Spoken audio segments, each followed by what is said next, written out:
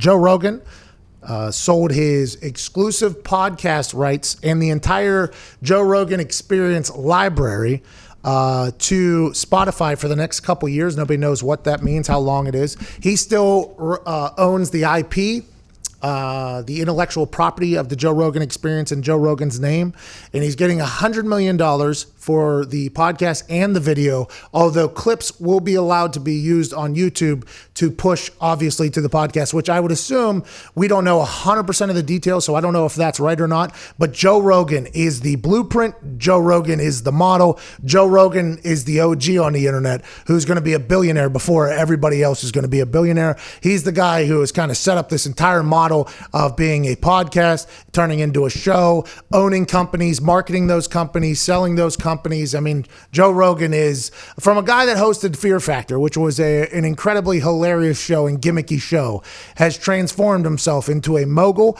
into a incredibly entertaining interviewer. I mean, and now he's just an incredibly more wealthy man. And in a couple years, he can redo this deal with Apple, maybe Amazon, maybe Google, maybe back up to Spotify. This is just a good move. Portnoy, in Barstool Sports, $450 million valuation. Penn Gambling and Gaming gets them.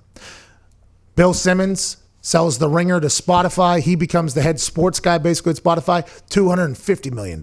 Joe Rogan sells his podcast, exclusive video and podcast to Spotify, $100 million for a couple years. Our question is, who's next? Who's next? Who's next? Who is in the batter's box?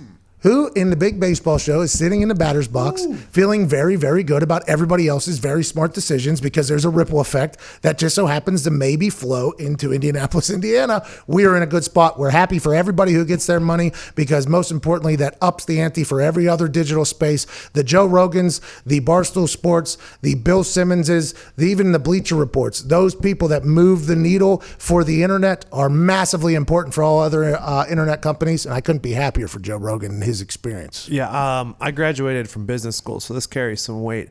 If I were, say, like YouTube or something like that, and a show was going live on YouTube every day, and it was like the biggest show live every day on YouTube, you would think that they would pay so that that person doesn't, go somewhere else exclusively or something like that. Well, Diggs, what you're saying right there is right out of business school. Yeah. It's also, from what I've been told, some conversations that are happening, behind the scenes over there. Yeah. I knew my brain. Yeah, your brain's a good one. They say Duquesne, Ivy League, if not for all the cement.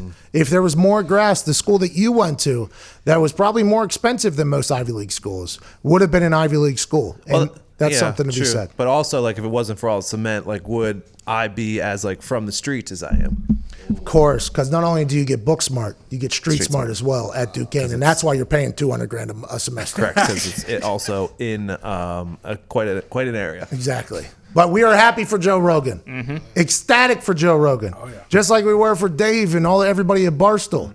Great news whenever the internet starts getting recognized for, the power that it has. It is exciting to think about, though. It is. Who's next? Who's next? Who's next? Who? Probably not us.